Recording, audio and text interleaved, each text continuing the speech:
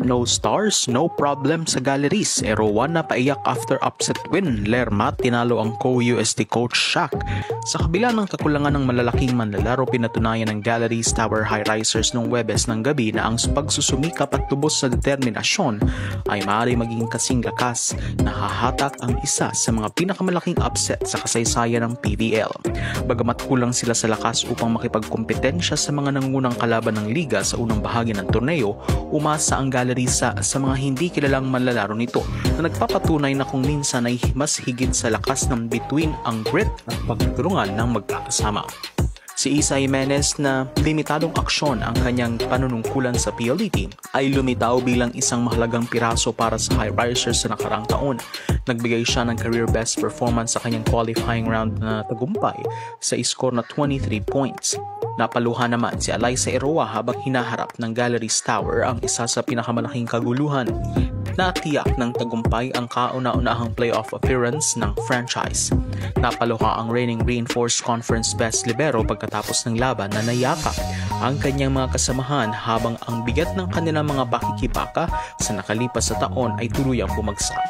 Ngunit sa pambihirang tagumpay na ito, tinitiyak na nila ngayon ang hindi bababa sa isang ikawalong pwesto na pagtatapos na ang kanilang pinakamahusay na pagganap sa kasaysayan ng franchise.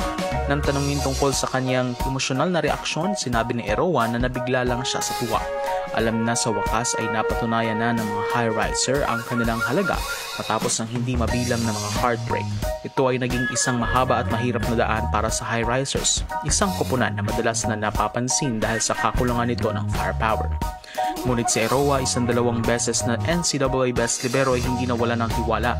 Palagi siyang naniniwala na ang kanilang puso, katapangan at walang humpay na trabaho ay hahantong sa ganitong sandali. Galleries Tower Head Coach Lerma Hiron at Signal Head Coach Shaq de los Santos nakaupo sa parehong bench para sa UST.